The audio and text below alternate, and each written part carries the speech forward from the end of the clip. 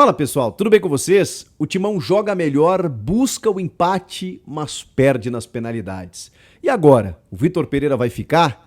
Muitas questões para serem respondidas. O Flamengo é o tetracampeão da Copa do Brasil. Os destaques do jogo a partir de agora. Chega mais, eu sou o Chico Garcia, inscreva-se no canal e vamos juntos!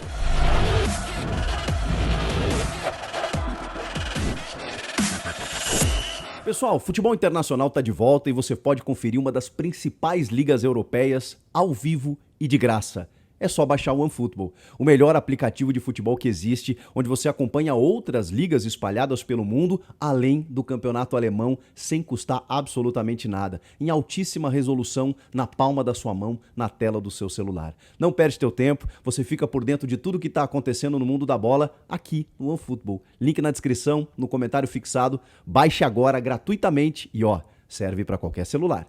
Que final disputaram Corinthians e Flamengo. Olha, foi incrível acompanhar. Um jogo tenso, nervoso, né? Até as penalidades. Foi no detalhe, foi na bola no travessão do Fagner ou a bola que acabou indo por cima do Matheus Vital, na defesa do Cássio. As duas equipes realmente até o final você não sabia quem seria o campeão ou tetracampeão da Copa do Brasil. Mas é bom que se diga. O Corinthians fez um jogo brilhante. E eu vou falar muito da atuação corintiana, porque quando a gente fala no saldo positivo, quando a gente fala de que forma você perde, porque realmente a perda, nesse caso, ela é muito relativa, ela é muito no detalhe, e aí você tem que analisar o contexto. Uma coisa é você perder sendo dominado pelo teu adversário, sendo goleado, enfim, sem competir. A outra é você lutando bravamente até o final e aí, como é do futebol, como é do esporte, você ali, no detalhe, acabar perdendo o título. O Flamengo acabou tendo forças, inclusive, para superar um momento muito difícil no jogo, que foi justamente o Corinthians superior na segunda etapa. Por um erro de estratégia do seu treinador, do Dorival Júnior, que opta por recuar mais o time, se defender, ao invés de atacar, apostar mais em transição até, com as entradas do Everton Cebolinha e do Vitor Hugo na parte final, já com o Fabrício Bruno, com o Davi Luiz de volante, ele perde o João Gomes no primeiro jogo, perde o Thiago Maia ao longo da partida, e aí tem que...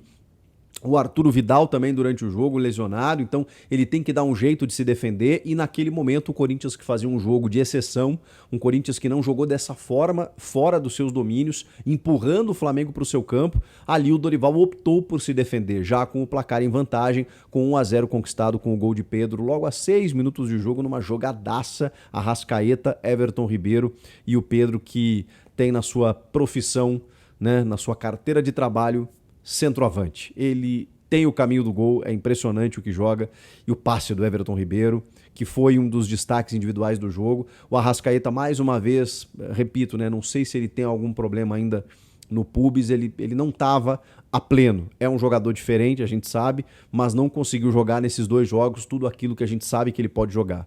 E individualmente, o Flamengo teve um jogador absurdo no jogo. Na ausência do João Gomes, o Thiago Maia foi um monstro. Mas um monstro. O Corinthians, que foi competitivo o jogo inteiro, parava, especialmente nas ações do Thiago Maia. Onde estava um jogador do Corinthians tentando levar vantagem do meio-campo rubro-negro, lá estava Thiago Maia. Onde tinha um jogador do Corinthians tentando finalizar na frente da área, lá estava Thiago Maia. Onde estava o Flamengo buscando o ataque, a jogada começava em Thiago Maia. Ele parecia que se desdobrava, parecia que ocupava todos os espaços do campo, e realmente esse volante jogou uma enormidade. Como eu imaginei que ele precisasse jogar, na medida em que o Vidal tem uma característica diferente da do João Gomes. Como o João Gomes é um jogador líder em desarmes, é um cãozinho ali que morde, rouba a bola e já sai para o jogo com muita qualidade técnica, o Vidal marca também, tem essa capacidade, mas já não tem até a intensidade física que tem o João Gomes, embora a sua qualidade técnica no acréscimo que ele oferece ao time do Flamengo. Mas para isso, ainda mais num cenário em que o Corinthians atacou muito mais do que se imaginava, o Thiago Maia precisava ser o que ele foi. E realmente, enquanto ele esteve em campo, para mim, foi o melhor entre os 22 jogadores. Com uma menção honrosa para Renato Augusto. porque o Corinthians, que esteve muito bem, que jogou melhor até durante os 90 minutos no saldo, especialmente no segundo tempo, onde controlou a partida, teve no seu camisa 8 o principal maestro, o principal dono das ações, e não só ofensivamente. O Renato Augusto realmente vestiu o manto alvinegro com a necessidade de ter que fazer mais do que normalmente ele faz. E ele fez o que ele sempre faz e fez mais do que deveria fazer. Ele marcou pelos outros, ele cobriu corredores, ele acompanhou lateral, ele marcou, ele cercou, ele orientou, ele chutou quando foi possível, ele fez de tudo. Renato Augusto, que privilégio assistir esse cara em campo, porque o Corinthians tinha suas limitações, o Duqueiroz fez um jogo melhor do que na partida anterior, mas o Lucas Piton, uma novidade do Vitor Pereira para esse jogo, não esteve bem. O técnico português optou por uma linha de 5 quando o time fosse atacado e um sistema de 3 zagueiros com o Fábio Santos sendo esse terceiro homem ao lado do Balbuena e do Gil, e com o Lucas Piton mais aberto numa segunda linha, explorando talvez as costas do Rodinei, que a gente sabe que apoia muito, já que o time não tem um jogador por aquele lado. Teria o Adson, mas o Adson, primeiro, não vive uma boa fase técnica, e o Vitor Pereira gosta de optar pelo Adson pela direita. Então, pelo lado esquerdo, ele optou por Lucas Piton, num jeito de jogar que o Corinthians até já teve em alguns momentos da temporada, mas abandonou, porque realmente fica um time muito mais equilibrado. Numa estratégia para uma decisão, muitos questionaram. Eu achei interessante, que realmente na prática não se verificou eficiente, porque o Piton não fez um bom jogo.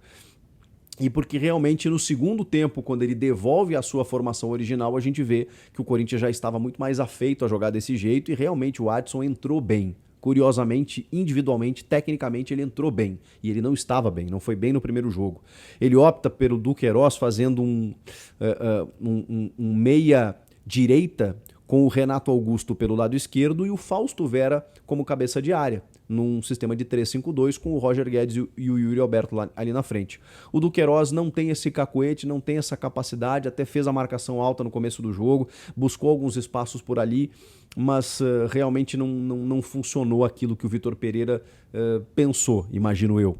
Talvez o Ramiro, que fez muito essa função no Grêmio, que entrou bem no primeiro jogo, que vinha entrando bem, pudesse fazer melhor essa função, mas ele não quis, digamos, tirar o Duqueiroz pela sequência que ele vinha tendo no time. Por isso que ele deslocou o Du para fazer essa função. E o primeiro tempo foi mais equilibrado. O Corinthians conseguiu competir e não se abateu depois do primeiro gol, mas o Flamengo também chegou em outras oportunidades e aí teve inclusive gols anulados aí por impedimento bem marcados, né? Inclusive o gol acho que é do Arrascaeta, né, no impedimento do Gabigol. É um lance bem difícil em que o Bruno Bosquilha, o assistente, marca no campo. Aliás, achei a arbitragem do Wilton Pereira Sampaio próxima da perfeição. A gente pode discutir uma faltinha ou outra aqui e tal, mas a gente viu o jogo correr, né?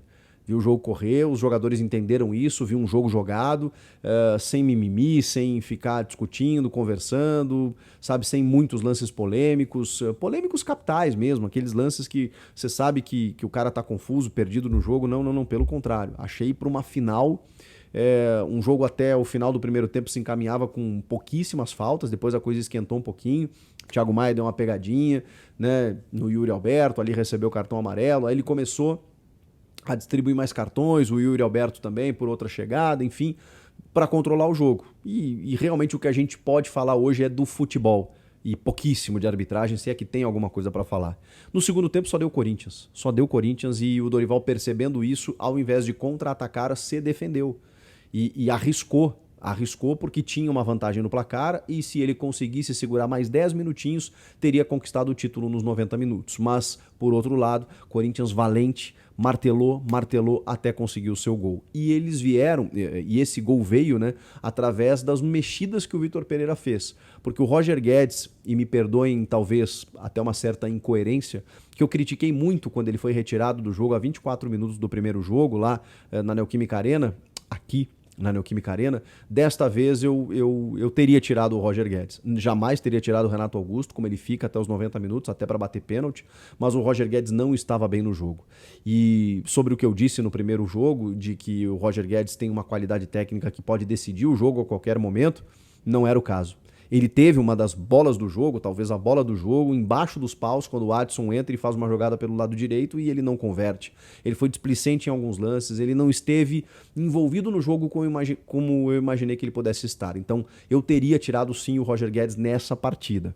Na partida anterior eu acho até que ele estava bem, mas também preciso ressaltar que quando o Vitor Pereira faz as trocas, o time melhora. Porque aí, mesmo que a gente discuta ou questione a qualidade técnica do elenco do Corinthians e dos reforços que ele tem no banco para poder mudar o jogo, o Vital entrou bem. A gente pode falar da questão do pênalti, mas ele entrou bem mais uma vez. O Giuliano entrou bem, o Adson entrou bem. Então, muito pouco a questionar o que o Vitor Pereira fez em termos de troca e os jogadores que entraram. A gente fala que é difícil você corresponder a jogadores que hoje o Corinthians tem, como o Renato Augusto, se tivesse cansaço, não teria um substituto, que precisava dele o jogo inteiro e bem fisicamente. O Fausto Vera, que acabou saindo para a entrada do Maicon, por exemplo, para jogar os minutos finais. Mas é fato que esses caras entraram pelo menos com o espírito de tentar resolver. E o Corinthians seguiu atacando, mesmo com essas trocas. O Vital fez a jogada pela esquerda que resulta no gol, num gol em que o Adson disputa e o Giuliano acaba chutando para marcar. O Santos vinha fazendo algumas defesas, mas para muitos em chutes que iam em cima dele, eu já prefiro olhar para o outro lado. É um goleiro que muito bem posicionado, é muito difícil tirar do seu alcance. Ele não faz nenhuma defesa espalhafatosa, ele não sua para fazer nenhuma defesa. A bola sempre vem nele e isso é mérito dele também. E claro, o Corinthians precisava ser um pouquinho mais efetivo para tentar tirar essa bola do bom goleiro Santos, e é o que o Giuliano consegue, depois de uma sequência de escanteios, depois de uma pressão enorme da equipe do Corinthians. O Yuri Alberto não estava com o pé calibrado, jogador que a gente tem muita esperança nele, né, e ele realmente teve dificuldades na partida. Em contrapartida, né, com o perdão da redundância, quando o Corinthians atacava bastante, é claro que os espaços se ofereciam para o Flamengo, mas com uma estrutura muito mais defensiva, o Flamengo teve dificuldades. E o Corinthians teve que se armar rapidamente, teve que recompor, e o Cássio, mais uma vez, foi decisivo em vários momentos. No primeiro tempo, no começo do jogo, achei o sistema do Corinthians vulnerável defensivamente. Abriu muitos espaços, deixando o Flamengo trocar passes à frente da área, onde a gente sabe que o rubro-negro é muito perigoso. Inclusive, assim sai o gol.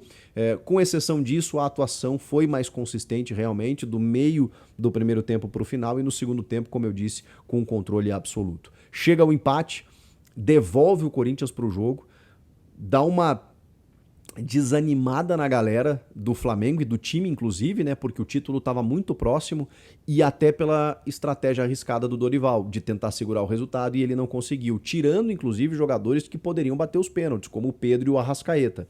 Então, ali, realmente, o estádio, ele se volta, né, para a torcida do Corinthians, que começou a fazer um barulho absurdo, inclusive acendendo sinalizadores, parando o jogo, no momento em que o Corinthians estava melhor e que o Flamengo estava desanimado. O Flamengo correndo, né, cansado fisicamente, atrás desses jogadores do Corinthians, naquele momento descansa um pouco, exatamente porque o jogo precisa ser paralisado. Então, um gol contra aí, naquele momento você acendeu os sinalizadores. Na verdade, não pode acender em momento nenhum, né? Mas enfim, naquele momento ali foi o pior possível, porque acabou esfriando o jogo, um jogo que talvez, eu não sei se o Corinthians buscaria o segundo gol na reta final, mas estava melhor no jogo naquele instante. E já era lucro levar para pênaltis, pela confiança que o torcedor tem no gigante Cássio, em saber que pelo menos um pênalti ele iria defender. E também porque depois do 0-0 no primeiro jogo, em que o segundo tempo foi muito melhor do Flamengo e que depois de ter saído atrás do resultado, buscar um empate no final, é claro que levar para os pênaltis era um bom negócio. E fica melhor ainda quando o Felipe Luiz perde a primeira cobrança, o Cássio defende, uma baita defesa, para muitos ele se adiantou, mas se você olhar ele tá com a pontinha do pé ainda em cima da linha, então tá tudo certo ali. E aí nas alternadas, a coisa parece que se caminha para o título do Corinthians até o Fagner desperdiçar. E o Fagner tem um histórico muito ruim em penalidades. Desde 2015, ele perdeu várias decisões em pênaltis. E a gente questiona por que o Fagner bateu antes do Maicon, por exemplo. Provavelmente porque o Maicon estava voltando de lesão. Tem uma questão de confiança aí e tudo mais, mas o Fagner não tem um bom aproveitamento e, inclusive, ele cobra faltas, né? Treina cobranças de faltas. É curioso que ele não consiga bater bem em penalidades. Meteu muita força na bola, o Santos não fez nenhuma defesa nos 2 pênaltis perdidos pelo Corinthians. O Fagner chutou no travessão e o Matheus Vital isolou. E aí tem um detalhe que muda também esse ânimo do estádio, que é justamente quando o Fagner perde o pênalti e o Gabigol vai para a quinta cobrança. E o Gabigol não perde pênalti, a gente sabe, né? Ele sempre desloca o goleiro. Então, para ele errar, ele teria que tirar muito, bater na trave, aquela coisa toda. Ele converte e aí o Gabigol vai lá e inflama a torcida de novo. Porque ele percebeu que o torcedor estava abatido com o pênalti perdido pelo Vitor Luiz, o empate no finalzinho no gol do Juliano, com a sensação da perda do título. Mas ali, quando o Gabigol faz o gol, cara, tamo vivo. O estádio se volta de novo e aí vem as alternadas, o Maicon converte também, até chegar no Matheus Vital e ele isolar. Se o Cássio defendesse, seguiria. Como o Rodinei confirmou, o Flamengo sagrou-se campeão. É bom a gente lembrar que no jogo, nos 90 minutos, o Corinthians foi superior, foi. Merecia ter uma sorte melhor pelos 90 minutos finais? Merecia. Mas o jogo, afinal, é feita pelos dois jogos, pelas duas partidas. E a gente precisa, né, tentar entender de que em dois resultados iguais, o Flamengo foi mais efetivo, foi mais eficiente nos pênaltis. E tem também toda uma trajetória. O Rodinei, inclusive, que viveu talvez a sua melhor temporada como jogador, teve uma queda técnica nos últimos jogos, coube a ele coroar essa decisão e fazer o torcedor do Flamengo feliz. Coroa também o trabalho do Dorival, que reconduz um Flamengo meio fora de rota, depois da saída do Rogério Ceni, talvez, né? O Renato Gaúcho chega, não consegue títulos, sai daquele jeito, vem o Paulo Souza, a coisa não funciona, e mesmo o Rogério Ceni nunca foi uma unanimidade depois do Jorge Jesus, mas é um Flamengo de um ciclo absurdo, que conquista o único título que esses caras não tinham, que era justamente a Copa do Brasil, e parte agora para decidir a Libertadores mais uma vez contra o Atlético Paranaense. E ao Vitor Pereira fica um saldo extremamente positivo de um time que competiu contra o Flamengo no Maracanã, e isso não é fácil, de que chegou na final da Copa do Brasil e realmente perdeu por muito pouco o título da competição, que chegou numas quartas de final da Libertadores, que praticamente nunca saiu do G4 do Brasileiro e que tem muitos méritos nas suas escolhas. A gente pode questionar uma ou outra, mas o trabalho é muito bom e, na minha opinião, deveria ser mantido. A entrevista do Vitor Pereira pós-jogo ela foi muito vaga. Ele disse que esse era o limite, era o time, que ele vai conversar com a diretoria e a diretoria vai fazer o anúncio. Em vários momentos ele fala em futuro, mas em outros momentos ele fala que se ficar comigo ou semigo, esse time pode conquistar coisas grandes porque estamos em evolução. Então, tá realmente muito vago. Tá muito aberto, tá muito difícil de saber o que o Vitor Pereira definiu. E isso será assunto nos próximos dias. Farei conteúdos aqui no canal sobre as novas perspectivas do Corinthians e para saber, né? Porque agora tem que confirmar a vaga na Libertadores via Campeonato Brasileiro e saber quem fica, quem sai, especialmente começando pelo treinador. Faltou algo a dizer?